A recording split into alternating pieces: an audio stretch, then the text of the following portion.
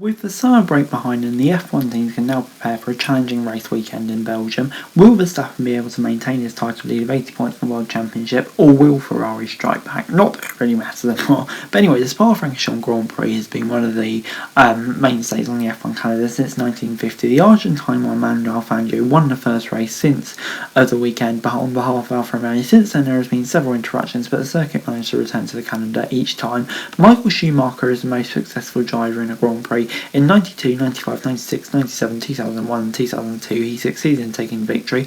Ayrton Senna did slightly less with 5 wins, followed by Jim Clark, Kimi Räikkönen and Lewis Hamilton with 4 first place finishes. Last season's Grand Prix literally ended in the water. Due to heavy rainfall, the organisation decided to cancel the race on Sunday. As the drivers had driven a number of laps behind the safety car, the top 10 received half points, with Verstappen, Russell and Hamilton managing to finish consecutively in the top 3.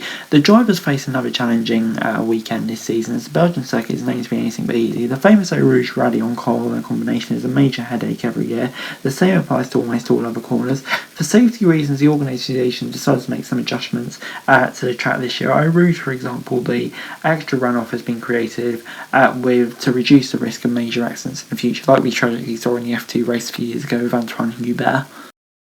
Moving on to this season, Verstappen ended the first half of the season in Hungary in style while driving to victory from 10th on the grid. The Dutchman managed to beat his rivals Ferrari and Mercedes, which was especially hard on the Italian team. Red Bull's direct competitor Charles Leclerc had to settle for retirement in 6th place in the last 2 races in France and Hungary. The result was that the Monegasque fell further behind in the World Championship, and as a result, Ferrari can no longer focus solely on Red Bull as Mercedes are closing in. In the constructors, the difference between Ferrari and Merc is only 30 points, while Leclerc has 20 more points than George Russell. While it would seem earlier the Belgian Grand Prix would be wet again, the predictions have turned around a bit. On Friday and Saturday, with chances of 74 and 68%, it still looks like rain could be on the track. On Sunday, however, it's fallen to 17%, so therefore the racing is likely to be dry.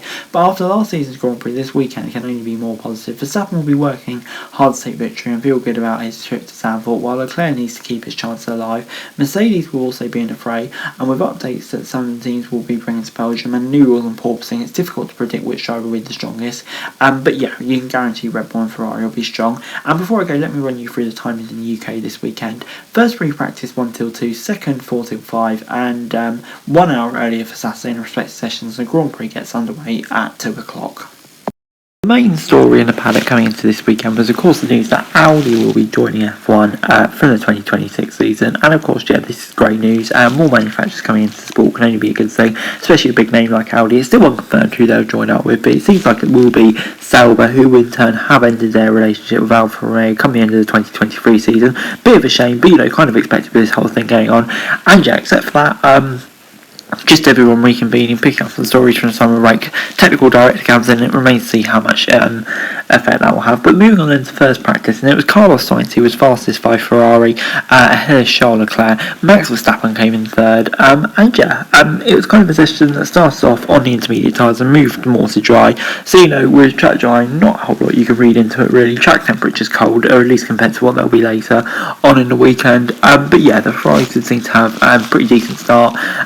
Good pace right off the bat, and then you had like Russell 4th, Stroll in 5th, Albon 6th. So yeah, it's a session which you can't really read too much into. And in practice too, it was Max Verstappen who led the way, and he was 8 tenths ahead of Charles Leclerc, with Lando Norris in third, Lance Stroll in 4th. So maybe the Aston's looking really strong this weekend. But yeah, I mean, Verstappen and Leclerc both taking their penalties, so it does really seem like it's wide open at the moment. Mercedes maybe not quite what they wanted to do, and Sainz looking in a good position maybe. But yeah, but tomorrow with the main two having good penalties, it's going to be very interesting to see which way it goes, and you really feel like it could be anyone's game tomorrow. And finally, before I go, let me run you through my predictions for this weekend. On pole, I'm going to say Max Verstappen, and taking the race win, I'm also going to say Verstappen. I just think this sort of track will suit him really. Red Bull, we know how strong he is in a straight line, so yeah, could suit him there. Hamilton in second. I think Mercedes will be brought a bit close this weekend, maybe with a few upgrades. They're bringing the porpoising directive in second, and I'm going to say in third will be Carlos Sainz. I don't know what's going to happen to Leclerc, but he's probably going to have some sort of issue or something, as we come to expect with Ferrari.